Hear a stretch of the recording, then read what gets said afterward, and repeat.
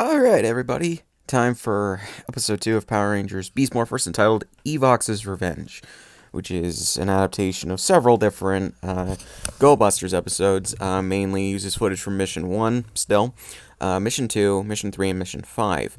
And I believe it mainly takes its story from Mission 2, but I can't remember because it's been a few years since I actually saw the episodes.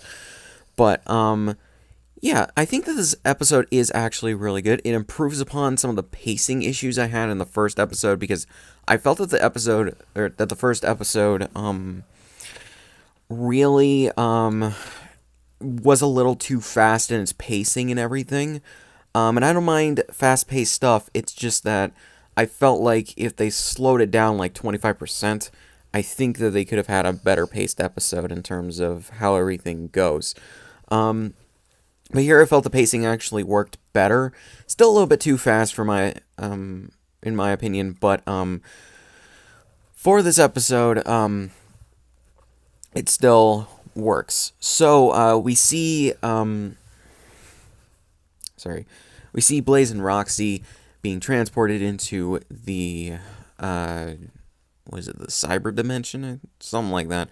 Basically, or robot dimension. I can't remember what it's called. But they get transported there as well as Evox, and he's still in the technology or the device that he appeared in the headquarters of the Rangers and everything from the last episode. And they meet Scrozzle, a robot who basically, I believe he's a robot who controls the cyclotrons and not cyclotrons. The main bad guys of the season. They said their names, but I can't remember them at the moment. What they're called. But yeah. So then Evox has him team up with Blaze to go get some Morphers energy so that they can transport all of them back to the regular dimension that the Power Rangers are in. But Scrozzle needs energy for his transporter, as well as a lot for Evox. So he and Blaze go to one of the distribution centers for the Morphers, or at least a distribution center. I don't know if they have multiple ones, but yeah. And they go steal some of the Morph X for themselves. Meanwhile, we see the Rangers come out of the battle grid, which is basically a holodeck, I'm pretty sure, at their base after some training, and we see the main conflict of this episode, which is Ravi and Zoe arguing over who is the better fighter, I believe, or ranger, or whatever it is, and they all head down the hall and back to the control room, I think, or something like that. And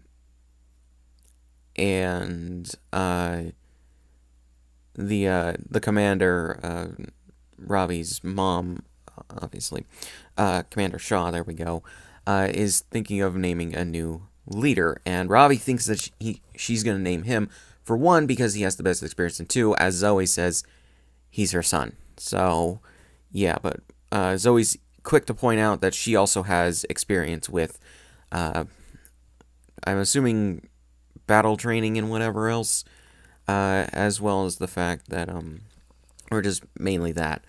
But then Devin doesn't really argue about this because he really doesn't care. He's just in it for all the cool tech and the ability to be able to be a ranger, basically. So, yeah. So then they get the alert that Blaze and Scrozzle are down at the distribution center, stealing the Morphex energy. So they all go down and they to deal with them, as well as Ben and Betty, the two security guard people from the last episode that are basically the bulk and skull of this season, And I was wondering what they were gonna do with them. I didn't want another carbon copy of Bulk and Skull where it was two bumbling idiots who were just mostly in the background, never really in the foreground in anything, and not really doing anything substantial. That was kind of, from what I can gather, it's one of the failings of two characters from Ninja Steel and Super Ninja Steel, where they were basically a version of Bulk and Skull, but even less so. Because the reason that Bulk and Skull worked is because, well, for one, they were the first duo, the first comedic duo in Power Rangers to do what they did, and two, their shtick could be funny, and then three, they eventually became, they eventually grew into better people, and they also helped out the Rangers at some points, and nothing can really beat their moment in the In Space finale, where they all go where they start the thing of I am this color ranger and everything, with the rest of the civilians of Angel Grove and everything, and yeah, that is kind of the problem with some of the bumbling side characters within this, or within these newer seasons, is that they don't really contribute much, and they're just a waste of space, or a waste of a good character, or a waste of a potential character. So yeah, but here they're actually conscripted into being assistants to the Rangers, and their shtick is toned down a lot. I didn't really think that the physical humor worked as they did it in the last episode, but here I felt it was better handled, better controlled, more centralized to one gag that sort of was repeated, but then the gag comes in handy, which I really do like, when you, it's Chekhov's gun, where you introduce this one thing, and then it gets useful sometime later, and it's really actually pretty cool. So then, when the Rangers and those two go down to deal with Blaze, the Rangers immediately go to confront Blaze and Scrozzle, and those two summon some of the ground troops, foot soldiers of the season. There we go, and they and the Rangers immediately start fighting, and we get some really good civilian fighting and choreography and everything, and it's honestly really cool that we get all this. Not to say the recent seasons have probably been devoid of it, but it's cool to see something like this. So yeah, and so they continually fight, and then they defeat most of them. So then the Rangers morph into their or we see Blaze completely morph into his corrupted Ranger form, and then the Rangers all morph into their form, like their morph forms, which I don't remember if, I don't think actually that they got the key things that they use for the Morphers, and I am missing a few things from the Go Busters morph sequence, mainly because the Go Busters morph sequence was them twisting the circular thing on their Morphers. The Morpher says it's morphin' time, and then they complete the morph sequence because the suits appear on them, and then their helmets without the visors. Then they say let's morphin', and press the button down, and it unleashes the visor shaped thing on the Morpher, and has the visors appear on their helmets. I actually thought that was really cool, and I kind of wanted Power Rangers to keep it in some way. But here, they just insert the keys, and then it's morphed, and then the visor thing appears up, and the visor appears right on their helmets, which isn't bad, and I do like it for the most part as an adaptation of the Go Busters morph sequence. But I just think it's a little bit less cool than the Go Busters one. Still much better than what they did in Ninja Steel, where they took away the sword, morphing the Rangers, and did it with a really, really stupid looking thing that's a morpher. I really don't get what the point of that was, other than to sell toys. But yeah, so they all start fighting again with the foot soldiers and everything, as well as okay, so before they morphed, I remember now, Scrozzle and Blaze both summoned the monster of the week, which is Cyclotron, and the Rangers all start, Devin, I believe, starts fighting Cyclotron, while the other two are still taking care of more foot soldiers and everything. But then we actually get something I didn't expect them to keep in the Power Rangers adaptation of Go Busters, because, and I think I explained this in my review of Go Busters episode 2, and I'll get down to it, where the Rangers are physically impaired or interrupted or something like that through external stimuli or just something that happens with their bodies. And there's actually a reason for it. I don't remember the reason for it in Go Busters other than it being there, and I think it was probably explained, but I can't remember the explanation because I don't really think that they went too deep into the explanation for it. So, yeah. But Devin sees a dog in Go Busters. It was a chicken because comedy, and I'll get to that in a second. He sees a dog, and he immediately gets frozen up, and he just stays there frozen in his suit and everything and can't move. Then we get Ravi and Zoe coming in to help get Cyclotron away from him, and they what else? They still fight they're fighting Cyclotron, but then Ravi gets a bit too overheated, and he basically after he's done fighting off Cyclotron for a bit, he turns on Zoe, and Zoe can't really do much right now because she's run out of energy and everything. So yeah, so the dog. So while they're doing that, the dog then gets out of Devin's visual range, and sight, and he goes to finish off Cyclotron, and then gets Ravi to stop focusing on Zoe. But then I forgot to mention these guys, by the way, when they were all at the base, but we were all introduced to the Beast Spots, I believe is what they're called, and these are the Buddy Roids from Go Busters, and we have Cruz, Smash, and Jax, and I'll just say this right now. I love Jax's voice. He's a little robotic rabbit, but he has a voice that makes him sound like Danny DeVito. That is hilarious, and I love it. It's just honestly really cool. I don't know if that's what the actor was going for. He just put on he's basically put on a Brooklyn accent, and he talked in a deeper voice, or deepish voice, but he sounds like Danny DeVito, and it's hilarious, and again, I love it. I did not expect them to go that route, but I guess if the live-action Pokemon movie can't give us it, then Power Rangers will.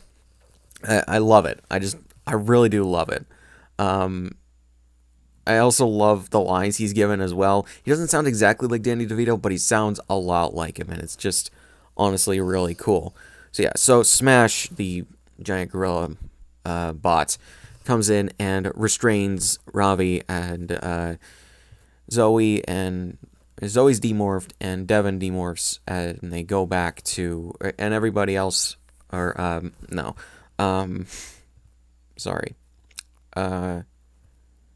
Nate shows up with some of the security team from the base, and they get back to the base and try to analyze what's wrong with them. Zoe basically ran out of energy and everything, and Ravi basically overheated when he was in the midst of battle, and as a result, his emotions got out of control, and on top of that, them being super competitive really exacerbated that problem. So yeah, so basically while they're resting up, Devin goes to on top. Well, he gives them a speech about not being competitive and everything, and to just stop doing that because we're all a team, and that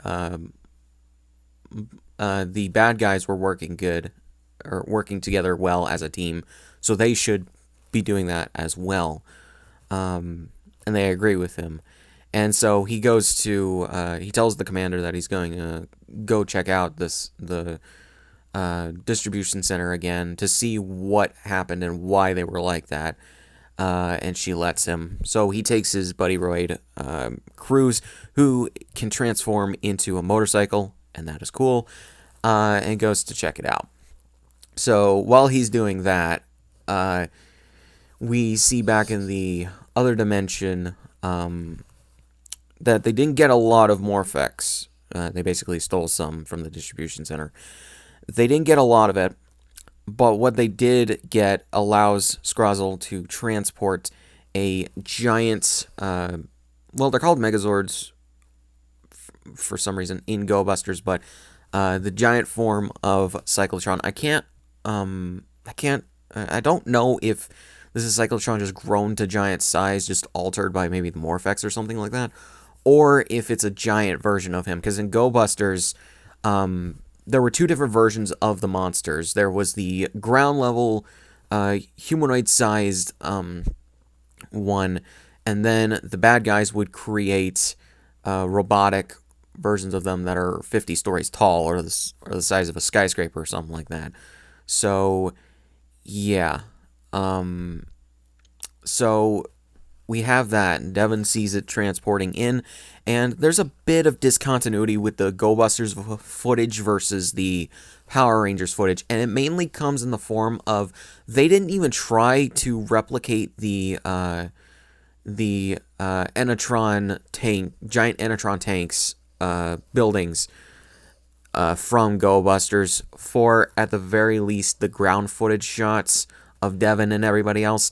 They just kind of expect you to believe that Devin is in front of this building when he's clearly not. I know it's mostly quick and you don't really notice it until you actually think about it. But when you look at the Go Busters footage versus that, they could have easily had a gray building just in the background. They didn't even have to make it that tall. Just make a wall for it that's 15 feet tall. You wouldn't see the edge of it in the shots that you shoot for the American footage, and everybody gets a sense of where everything is. It's either that or they expected us to believe that Devin wasn't right in front of the building and he was maybe a few buildings over. I don't really understand. But yeah, so Devin sees the monster. The commander tells him to deal with it, so he morphs and gets on his Buddy Roy or Beast Bod bike, and yeah. So then she sends out his Zord, which we were also introduced to, I believe, earlier in the episode, and yeah, he fuses his bot with the Zord, and transforms it into a Megazord. And starts fighting the giant Cyclotron.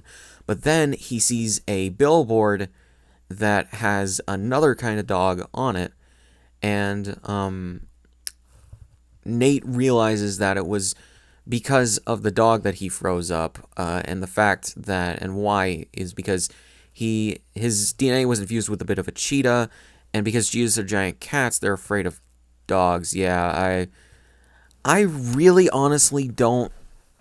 I'll tell you why I don't buy this. It's because cats and dogs can become accustomed to living with each other, and the fact that cats will be scared of dogs is very stereotypical. My cat just mostly doesn't give a shit that our dogs are in the house as well. She just mostly deals with them. The only thing that happens is dogs, since they are very happy creatures and they're very most dogs are very up close and personal in your space. They just crowded around her for the first few months that both of them were here. But afterwards, they all got used to each other and now don't bother each other most of the time. So, yeah.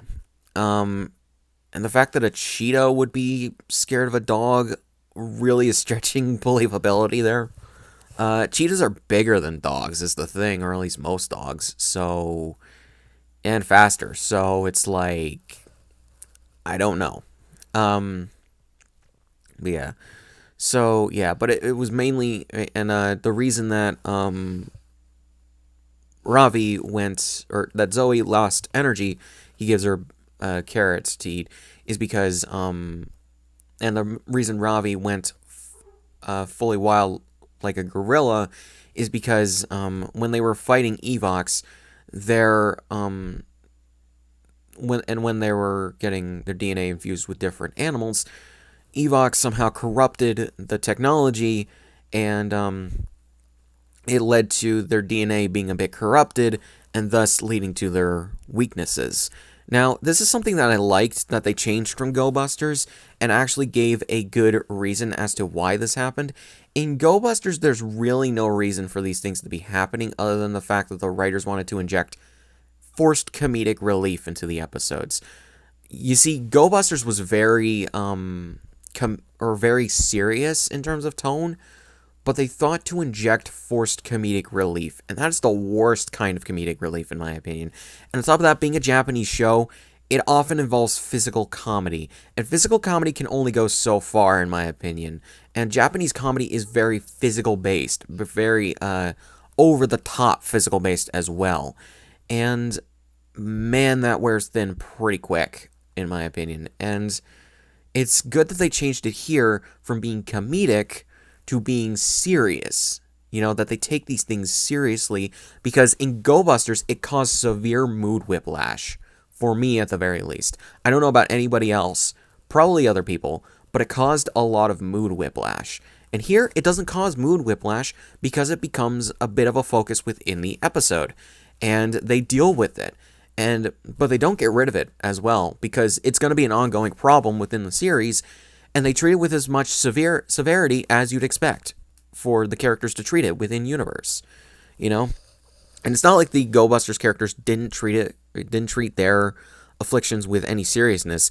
It's just that the way the episodes were directed and shot and written, it's clear that those moments were supposed to be comedic relief, and it didn't work, in my opinion, because it clashed so severely with the serious tone of everything else within the episode that it just didn't work. And they actually photoshopped a billboard from the Go Busters original episode to have this dog, and it's too obvious that they did it, mainly because it's kind of out of place. But yeah, so when Devin's fighting Cyclotron, he gets frozen up again because he sees a dog on a billboard for, I'm assuming, dog food or something like that, or maybe it's some kind of like pet insurance or some shit. But yeah, so they send out Ravi and Zoe in their Zords and everything to go help deal with Cyclotron, and they fight him for a bit in their Zords, but then they send him back to Devin, and he his Megazord gets moved so that Devin is no longer looking at the billboard. So he finishes off Cyclotron and everything. So they get back to the base, and the commander is going to name their leader, and then I'm pretty sure she was going to say Devin anyways. I was expecting her to say my thoughts exactly after this, but Ravi and Zoe both say that they would rather Devin be their leader than either of them, and because he seemed to be the most level-headed amongst them, and he was the one that actually showed consistent leadership throughout the episode, which is kind of taking something from Power Rangers SPD, but forwarding it a bit.